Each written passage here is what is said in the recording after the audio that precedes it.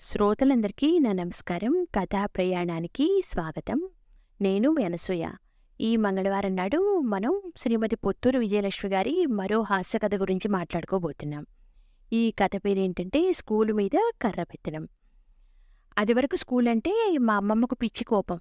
ఒకటే కాకిగోల, చదువు తక్కువ, జాతర ఎక్కువ. కంచుకంఠాలు వేసుకుని మాస్టర్ల గోల, గణగణ గంటలు. ఇది ఎక్కడి పీడాకారం? మన ఇంటి పక్క మా ఇల్లు కూడా కిష్కింధాపురం చేసి పెడుతున్నారు అని ఎవరొచ్చినా మొరపెట్టుకునేది. అయితే మేము స్కూల్లో చేరాక ఆవిడ స్కూల్ మీద అభిమానం పెరిగింది. పిల్ల సన్నాసులు అల్లరి చేయకపోతే మనం చేస్తామా అని పిల్లల మీద జాలిపడేది. అటు రాలిన బాదంకాయలు ఏరకుండా వదిలేసేది. చింత చెట్టెక్కి కాయలు కోసుకున్నా ఏమీ అనేది కాదు. పాపం ఆ మేస్టార్లు పొట్టకూటు కోసం వచ్చి గొంతులు అరిగిపోయేలా పాఠాలు చెప్తారు. ఎండవేళ కాసిన మజ్జిగతేట ఇస్తే ప్రాణం కుదుటపడుతుంది వాళ్ళకి అని పెద్ద కుండెడు మజ్జిగతేట కలిపి నిమ్మాకు, కరివేపాకు, సొంటిపొడి, సైంధవ లవణం చేసి వేసి సిద్ధంగా ఉంచేది. ఎండవేళప్పుడు డస్సిపోయి ఉన్న మేస్టార్లని పేరు పేరునా పిలిచి పెద్ద గ్లాసుతో మజ్జిగతేట ఇస్తుంటే అమృతంలా తాగేవారు. పండుగ రేపనగా ఇన్ని కరివేపాకు మండలు కోయించి గోడవతలు పడేసేది. ఉండ్రాళ్ల తద్దెకి అట్ల తద్దెకి 2 రోజుల ముందు గోరింట కొమ్మలు కోయించి పడేయించేది. పిల్లలకి, మేస్టార్లకి మా అమ్మమ్మ నెత్తిమీద దేవత. వాళ్ళు గౌరవిస్తున్న కొద్దీ చనువు ఎక్కువైంది. అన్నిటా తలదూర్చడం ప్రారంభించింది. ఒకరోజు దక్షిణం వైపు కూర్చుని అరటి దూడ తరుక్కుంటోంది. పక్కన స్కూల్లో సోషల్ మాస్టర్ రామతారకం గారు పాఠం చెప్తున్నారు. మన దేశమును ఎందరో రాజులు పాలించిరి. అశోకుడు పాలించెను, హర్షవర్ధనుడు పాలించెను, బింబిసారుడు పాలించెను అంటూ దీక్షగా చెప్పుకుపోతుంటే అమ్మమ్మ రామతారకం గారు ఇట్రండి, ఇందాకట్నుంచి వింటున్నాను. ఆ రాజు పాలిచ్చాడు, ఈ రాజు పాలిచ్చాడు అంటున్నారు. పాలివ్వడానికి వాళ్ళేమైనా పాడి పశువులా అని అడిగింది. ఆయన తడబడిపోయి, అది కాదండి పెద్దమ్మగారు, పరిపాలించారు అని చెప్తున్నా. బాగానే ఉంది, మీరు వెళ్ళలేదేమో. మొన్న దేవుడి గుళ్ళో వరికూటి జయమ్మగారు హరికథ చెప్తూ ఫలాని చక్రవర్తి ఫలాని నగరాన్ని రాజధానిగా చేసుకుని రాజ్యమేలినారు అని ఎంత స్పష్టంగా చెప్పిందో. మీరు అలాగే చెప్పొచ్చుగా, పాలిచ్చారు, పెరిగిచ్చారు అని సొంత కవిత్వం ఎందుకు అంది. మేస్టారి మొహం చిన్నబోయింది. పిల్లలంతా కిసుక్కుని నవ్వారు. మేస్టార్ ఏమీ చేయలేక బెత్తం తీసుకుని సైలెన్స్ సైలెన్స్ అని వాళ్ళ మీద బాధేశారు.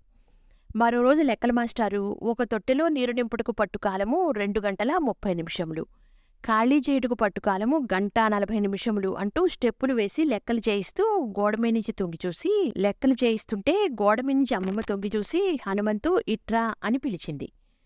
ఇదంతా నీ నిర్వాకమా నా తండ్రి? నిన్న మా మనవరాలు దాని స్నేహితురాళ్ళు ఏకమై తొట్టెడి నీళ్లు పారబోస్తే ఏమిటో అనుకున్నాను. పిల్లలకి ఇటువంటివన్నీ నేర్పవచ్చురా అని నిలదీసింది. అది కాదత్తయ్యా, ఇవి లెక్కలు, కాలమానం అంటుండగానే అడ్డుపడి, ఇవేం లెక్కలు, కావలిస్తే కూడికలు తీసివేతలు నేర్పించు. అంతేగాని నీళ్లు పట్టడం, పారబోయడం లాంటి కోతి పనులను నేర్పిస్తే వాళ్ళని ఆపగలమా అని కసిరేసింది.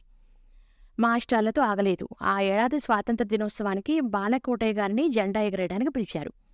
బాలకోటయ్య గారిది మా ఊరే. కద్దరబట్టలు కట్టుకుని రాజకీయాలు చేస్తూ అడపాదడపా హైదరాబాద్ వెళ్ళి వస్తున్నారట.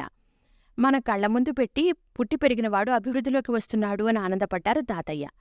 బాలకోటయ్య గారొచ్చారు. జెండా ఎగరేసి ఉపన్యాసం అందుకున్నారు. స్వతంత్రం వచ్చింది అంటూ ఏమిటేమిటో చెప్తున్నాడు. దొడ్లో అరుగుమీద నిలబడి కార్యక్రమం చూస్తున్న అమ్మమ్మ హఠాత్తుగా అరిచింది. బాలకోటయ్య, ఒక మాట పాడిందే పాడరా అని ఇందాకటించి స్వతంత్రం స్వతంత్రం అని ఒకటే చెప్తున్నావు. నీకే నిక్షేపంలా నీడని నిలబడ్డావు. పిల్ల వెధవలందరూ ఎండలో ఉన్నారు. అసలే పొద్దునపూట ఎండ పైత్యం చేస్తుంది. చూడెట్లా నీరసపడిపోతున్నారు. నువ్వు చెప్పేదేమిటో పెద్దముండదానే నాకే అర్థం కావడం లేదు. ఆ పిల్ల సన్నాసులకేమర్థం అవుతుంది? ఇక చెప్పిన జాలుగాని ఆ బిస్కత్తులో పెప్పర్మెంట్ బిళ్ళలో పెట్టి పిల్లల్ని ఇంటికి పంపండి అని జాడించేసరికి అంత పెద్ద మనిషి బెదిరిపోయి, కాబట్టి పిల్లలు మీరంతా బాగా చదువుకుని వృద్ధిలోకి రావాలి అని ఉపన్యాసాన్ని హఠాత్తుగా ముగించేశారు. పిల్లలమంతా అమ్మమ్మను మెచ్చుకున్నాం. ఆవిడ నోరు చేసుకోబట్టి సరిపోయింది గాని ఆ బాలకోటయ్య గారు సాయంత్రం దాకా మాట్లాడేవారే.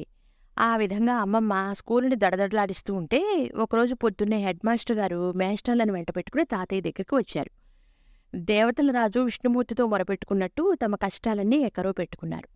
కరణంగారు, మొన్న మధ్య నేను ఆ చివరిదాకా వెళ్ళి నా తంటాలేవో నేను పడుతుంటే ఈవిడెక్కడ్నించి చూసిందో నన్ను పిలిచి, ఇప్పటిదాకా ధూమపానం అనారోగ్యం అని పాఠం చెప్పి ఈ మూల నిలబడి బీడీ ముక్క కాలుస్తున్నావా, తప్పు కదుటయ్యా అని మందలించారండి అని మొరపెట్టుకున్నాడు పాండురంగ విఠలగారు. కరణంగారు, వచ్చే వారం మా స్కూల్కి డిఈఓ గారు ఇన్స్పెక్షన్కి వస్తున్నారు.